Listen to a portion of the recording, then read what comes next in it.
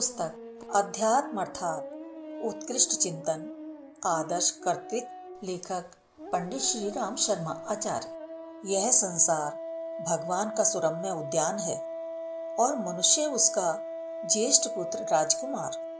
उसे इस उपवन की उल्लास भरी सैर करने भेजा है और पर्याप्त सुविधा साधन देकर वहाँ की परिस्थितियाँ अधिक अच्छी बनाने में कुशलता दिखाने का काम सौंपा गया है।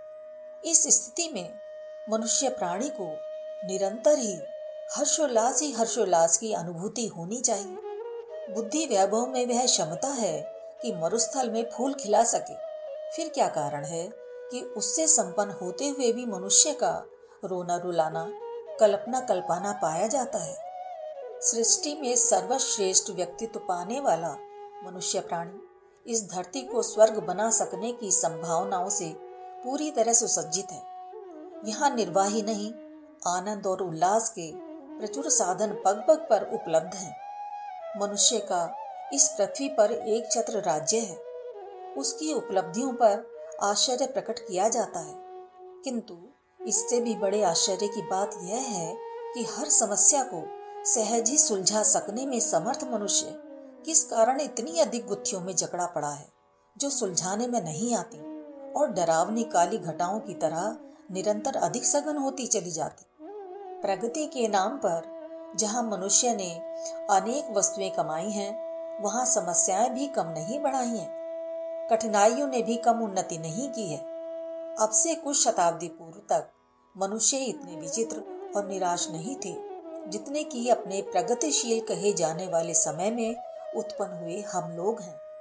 तब साधन भले ही कम रहे हों, पर लोग मिलजुल कर रहते थे और एक दूसरे के प्रति सहयोग सद्भाव की उदार आत्मीयता अपनाकर अधिक सुखी और संतुष्ट रहते थे। लगता है वह सौभाग्य अपने हाथों से कोई और महादैत्य छीनता ही चला जा रहा है।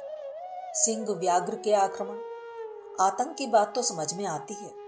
सांप बिच्छू का, प्रकृति प्रकोप का भय समझ में आता है, पर मनुष्य ही मनुष्य के शोषण का शिकार बने, मनुष्य ही मनुष्य का रक्तपान करने में संलग्न दिखाई पड़े, मनुष्य को मनुष्य के ही आतंक से कांपना पड़े, यह स्थिति अत्यंत विलक्षण है।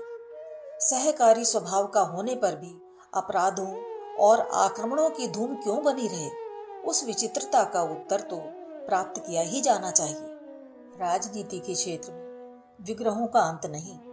शासन तंत्र चलाने वाले नेताओं के मस्तिष्क पर इतना दबाव रहता है कि वे चैन से एक दिन भी नहीं रह पाते।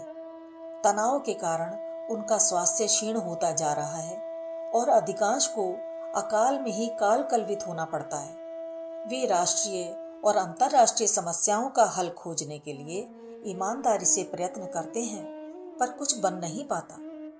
एक सिरे को ढकने की बात बन नहीं पाती कि दूसरा सिरा उघड़कर नई चिंता उत्पन्न कर देता है। सामाजिक समस्याएं भी अपने युग में कम नहीं हैं। समाज के मूर्धन्य व्यक्ति उनसे चिंतित हैं और समाधान के लिए अपने ढंग से प्रयत्न करते हैं, पर देखने में यही आ रहा है कि एक गुत्थी सुलझने नहीं पाती कि दूसरी नई उठकर खड़ी हो जाती है। एक रोग अच्छा नहीं हो पाता कि दूसरा नया उठ खड़ा होता है।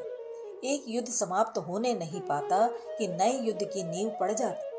यहाँ हमें समझना होगा कि समाज की कोई स्वतंत्र सत्ता नहीं, व्यक्तियों का समूह ही समाज है। व्यक्ति जैसे होंगे वैसा ही समाज बनेगा। व्यक्तिगत समस्याएं ही इकट्ठी होकर सामाजिक समस्याएं बन जाती हैं।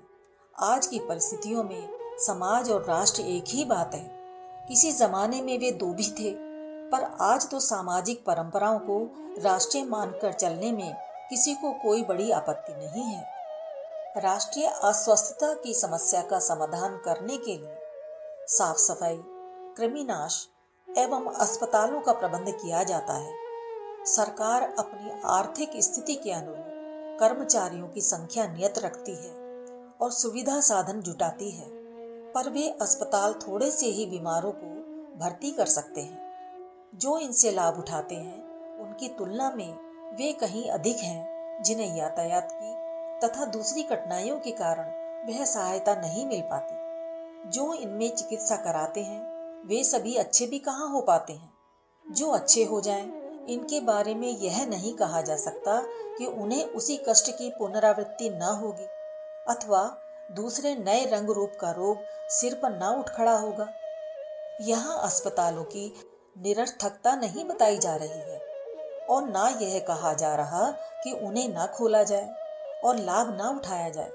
प्रतिपादन केवल इतना है कि यदि जनसाधारण ने अप्राकृतिक जीवन न छोड़ा, आहार विहार का असंयम न सुधारा, तो उपचार केवल सामयिक चमत्कार उत्पन्न भले ही कर दे, स्वास्थ्य समस्या का स्थायी समाधान न निकलेगा। असंयमी लोग प्रकृति की अवज्ञा का दंड भुगतेंगे और आए दिन बीमार पड़ेंगे। नई बीमारी, नई दवा का कुचक्र अपनी धुरी पर यथावत घूमता रहेगा, संकट टलेगा नहीं। सफाई कर्मचारी एक ओर कचरा साफ करेंगे, दूसरी ओर वहां रहने वाले अथवा उधर से निकलने वाले फिर गंदगी बरसाने लगेंगे। हर आदमी के साथ एक मेहतर घूमे तो बात दूसरी है, अन्यथा गंदगी फैलाने की आदत सरकार की सफाई योजना को सफल न होने देगी। मक्खी, मच्छर आदि हानिकारक कीड़े गंदगी की उपज हैं। डीडीटी से एक दिन जितने मच्छर मारे जाएंगे, दूसरे दिन सड़ी गंदगी उतने ही नए पैदा कर देगी। समस्या के कारण को समझा जाए और उसका स्थिर समाधान ढूंढा जाए तो उसका एकमात्र यही निष्कर्ष निकलेगा कि जीवन यापन की उस पद्धति को अपनाया जाए जिसे शरीर क्षेत्र में प्रयुक्त होने वाली आध्यात्मिकता कहा जा सकता है।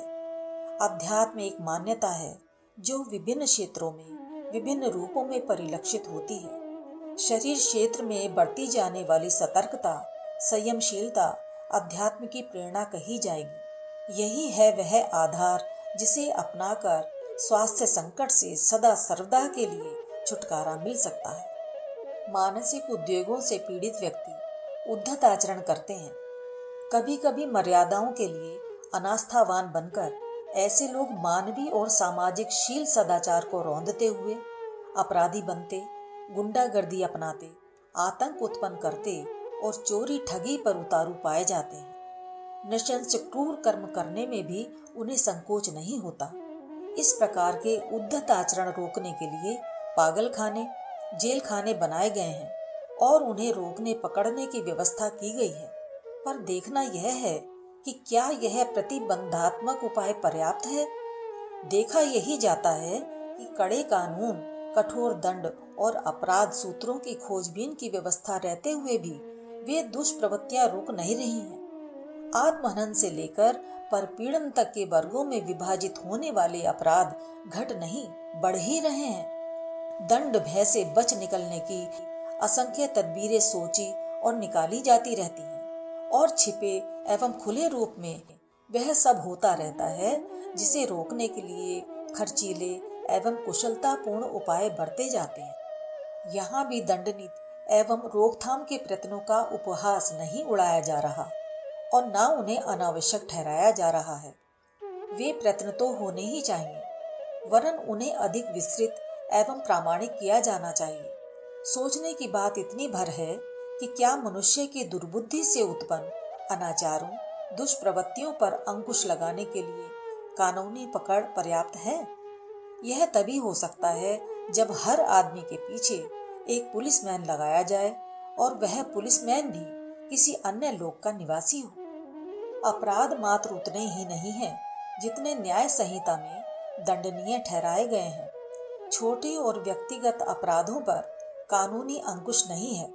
नशा पानी, असंयम बरतना, अस्वच्छ रहना, अनुशासनहीनता, अस्त व्यस्तता, आलस्य, प्रमाद, कटु भाषण, अशिष्ट आचरण, दुर्व्यसन, देश दुर्भाव जैसे व्यक्तिगत अवांछनीयताओं पर सरकारी अंकुश नहीं है, पर वे आदतें व्यक्ति और समाज के लिए कम हानिकारक नहीं होती। यह अवांछनीयताएं ही बढ़कर विक्षोभकारी विभीषिकाएं उत्पन्न करती हैं। ऐसी ही छोटी छोटी बातें व्यक्ति को गया गुजरा बनाती और समाज को खोखला करती हैं। पागल की तोड़फोड़ हमें चौंकाती है, पर सन की एवं उद्धत प्रकृति के मनुष्य धीरे धीरे कितनी विसंगतियां खड़ी कर देते हैं, उसे खोजा जाए तो और भी अधिक हानि हुई दृष्टिगोचर होगी।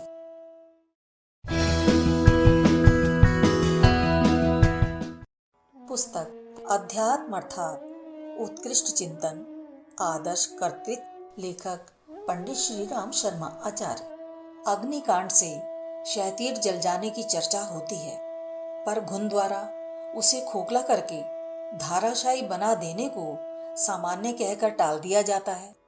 बड़े अपराधों की भयंकरता सर्वविदित है, किंतु छोटे अपराध जिन्हें नैतिक एवं नागरिक मर्यादाओं का उल्लंघन कह सकते हैं, कम भयानक नहीं है। खेत को हिरन चर गए अथवा फसल को कीड़ों ने साफ कर दिया। विश्लेषण की दृष्टि से दो प्रसंग हो सकते हैं, पर हानि की दृष्टि से दोनों को ही समान रूप से हानिकारक ठहराया जाएगा। अवांछनीयता हो तो अपराधी दुष्प्रवृत्ति के कारण व्यक्ति और समाज दोनों को असामान्य क्षति उठानी पड़ती है। इनका नियंत्रण जनसाधारण का दृष्टिकोण बदलने से ही संभव होगा। आस्तिकता, आध्यात्मिकता, धार्मिकता की आस्थाएं ही अंतःकरण को परिष्कृत करती हैं और उन्हीं की प्रेरणा से मनुष्य सज्जनता अपनाने के लिए विवश होता है। सुसंस्कृत व्यक्ति पर न सामाजिक अंकुश की आवश्यकता पड़ती है और न सरकारी रोकथाम की। यह आंतरिक सदाशयता से प्रेरित रहता है, अपना स्तर ऊंचा उठाता है और दूसरों को हानि पहुंचाना तो दूर, उल्टे लोक मंगल के अनेक आधार खड़े करता है। बढ़ती हुई अनैतिकता का विकसित रूप अपराधों की बाढ़ के रूप में देखा जा सकता है। इसे न संपन्नता रोक सकती है, न दंड नीति। अमेरिका की साधन संपन्नता सर्वविदित है, फिर भी वहां अपराधों का ज्वार ऊपर उठ रहा है। दंड नीति में कमी कहाँ है? हर अपराध के विरुद्ध कड़े कानून मौजूद हैं, फिर भी जेल खानों के भीतर तक अपराध होते रहते हैं। सामयिक उपचार जो हो रहे हैं वे उत्साहपूर्वक काम में लाए जाएं, पर साथ ही यह आवश्यकता भी समझी जाए कि मानवीय अंतःकरण को सुसंस्कृत बनाने के लिए समस्त साधन झोंक दिए जाएं। चिकित्सा पर होने वाले खर्च की तुलना में अन्न वस्त्र का खर्च स्वभावतः अधिक होता है। अपराधों की रोकथाम और अपराधियों को दंड देने पर जितना ध्यान दिया और खर्च किया जाता है, उससे कम नहीं, अधिक ही प्रयत्न सभ्यता एवं संस्कृति को हृदयंगम कराने के लिए होने चाहिए। इस प्रयत्न को पुराने शब्दों में आध्यात्मिकता का प्रसार कहा जाएगा। वस्तुतः यही वह आधार है जिसके सहारे हर व्यक्ति को पुलिसमैन बनाया जा सकता है।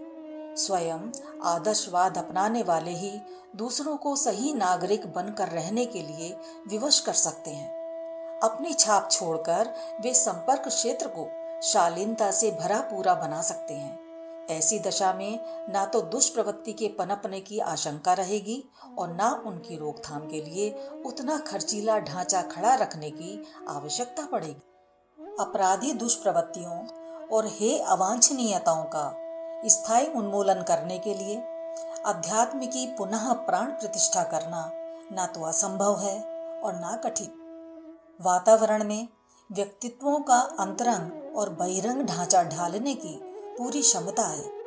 समाज के मूर्धन्य व्यक्ति यदि इसकी आवश्यकता अनुभव कर सकें तो बुद्धिजीवी, अर्थशास्त्री, साहित्य सृजेता, धर्माध्यक्ष, शासनाधिकारी एवं कलाकार व प्रतिभाशाली विभूतियों के संयुक्त प्रयास से ऐसा वातावरण सहज ही बन सकता है जिसमें जनसाधारण को उत्कृष्ट चिंतन एवं आदर्श कर्तृत्व अपनाने की ही इच्छा उत्पन्न हो और वैसे ही कदम उठे। मानवीय चिंतन यदि मोड़ा जा सके तो भय, आशंका और अविश्वास के कारण पनपने वाली हिंसा और प्रतिहिंसा की जड़ें कट जाएंगी। आए दिन जो दंगे फसाद, वर्ग संघर्ष, क्षेत्रीय युद्ध और विश्व युद्ध के बादल घुमड़ते रहते हैं, उनका दर्शन भी न होगा। घृणा के स्थान पर आत्मीयता, द्वेष के स्थान पर प्रेम, शोषण के स्थान पर सहयोग की स्थापना की जा सकती है। ऐसा हो सके तो आंतरिक सुव्यवस्था और सीमा सुरक्षा के लिए समस्त संसार में जो धन शक्ति खर्च करनी पड़ रही है, उसे शिक्षा, सिंचाई जैसे उपयोगी कार्यों में लगाया जा सकता है। तब अपनी दुनिया में एक भी आदमी अशिक्षित, एक भी भूखा, एक भी रुग्ण और एक भी उद्विग्न दिखाई न पड़ेगा। परस्पर घात प्रतिघात में लगी हुई शक्ति यदि सृजन सहयोग में लगा सके तो उसका दोहरा लाभ होगा। ध्वंस के दुष्परिणामों से छुटकारा मिलेगा और सृजन की सुखद संभावनाएं बढ़ेंगी। छोटे से परिवार में सभी लोग मिलजुल कर स्नेह सद्भाव पूर्वक गुजारा कर लेते हैं। उसमें बाल वृद्ध, समर्थ असमर्थ, विकसित अविकसित सभी स्तर के लोग रहते हैं, पर किसी को एक दूसरे से भय नहीं रहता। एक दूसरे के प्रति संदेह अविश्वास नहीं करते, दुर्भाव नहीं रखते और दुलार सहयोग में कमी नहीं देखते। पारस्परिक सद्भाव संपन्नता से घर के हर सदस्य को अपने अपने ढंग का आनंद और संतोष मिलता है। सभी एक दूसरे से लाभ उठाते हैं और उस मिली जुली उदार सहकारिता से पूरा परिवार सुदृढ़ सुविकसित बनता चला जाता है। सुसंस्कृत परिवारों में कई प्रकार की कठिनाइयां रहते हुए भी स्वर्गीय वातावरण बना रहता है। उसके सदस्यों को व्यक्तिगत उत्कर्ष का लाभ मिलता है और उन घटकों का सम्मिलित रूप समूचे समाज को समुन्नत बनाने में अप्रत्यक्ष किंतु असाधारण योगदान करता है। विचारणीय यह है कि मानवीय स्वभाव में सहकारिता कूट कूट कर भरी होने पर भी वह लाभ समाज को क्यों नहीं मिलता जो सुसंस्कृत परिवारों को मिलता है। आज समाज के सम्मुख सर्वग्रासी विभीषिकाएं क्यों प्रस्तुत हैं? यह प्रश्न भी कम गंभीर और कम विचारणीय नहीं है। यदि हम तथ्यों की ओर से आंखें फेर न लें तो यह समझा जा सकता है कि हमारे द्वारा विकृत दृष्टिकोण तथा निकृष्ट रीति नीति अपनाई गई, फलतः अगणित कठिनाइयों की घटा घिर आई। यह समझ लिया जाए तो उसी निष्कर्ष पर पहुंचना होगा कि प्रस्तुत कष्टकारक उलझनों को सुलझाने के लिए हमारा क्रियाकलाप बदलना चाहिए। यह परिवर्तन उत्कृष्ट चिंतन और आदर्श कर्तृत्व के उसी समन्वय से संभव है जिसे तत्वज्ञानियों ने अध्यात्मवाद का नाम दिया है और जिसे बोलचाल की भाषा में आदर्शवाद कहा जा सकता है। मनुष्य को मानवतावादी होना चाहिए, उसे व्यक्तिवादी आपाधापी से विमुख होकर समूहवादी रीति नीति अपनानी चाहिए। इसी को शास्त्रीय शब्दों में अध्यात्मवाद और राजनैतिक शब्दों में समाजवाद कह सकते हैं। अच्छा हो इस तत्व दर्शन का नामकरण मानवतावाद किया जाए। ज्ञान विज्ञान और उद्योग की दिशा में गगनचुंबी प्रगति हो रही है। उसके लिए मूर्धन्य लोग जी तोड़ परिश्रम कर रहे हैं। इन प्रयासों का प्रतिफल भी सामने है। भौतिक प्रगति को एक वरदान कहने में किसी को कोई संकोच नहीं हो सकता, किंतु इतना ही तो सब कुछ नहीं है। आवश्यकता उस सद्भावना और दूरदर्शिता की भी है जिसके सहारे इन उपलब्धियों का सदुपयोग किया जा सके। यही वह मर्म स्थल है जहां हम चूकते, भटकते और गिरते हैं। फलतः वह वहां पहुंचा देगी जहां से सर्वनाश के महाकाल के कराल दांतों में पिस जाने और सभ्यता की उपलब्धियों को गंवा बैठने के अतिरिक्त और कुछ हाथ में न रह जाएगा। समझदारी की मांग है कि समय रहते रोग की भयंकरता को समझा जाए, निदान विश्लेषण के सहारे कारणों को ढूंढ निकाला जाए। कोई कारण नहीं कि मनुष्य मिलजुल कर न रह सके।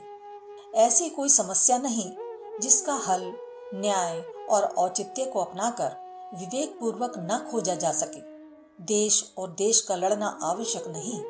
मनुष्य को मनुष्यों से, वर्गों का वर्गों से झगड़ना मात्र बढ़ती हुई दुर्बुद्धि के कारण ही होता है। इस पर अंकुश लग सकता है।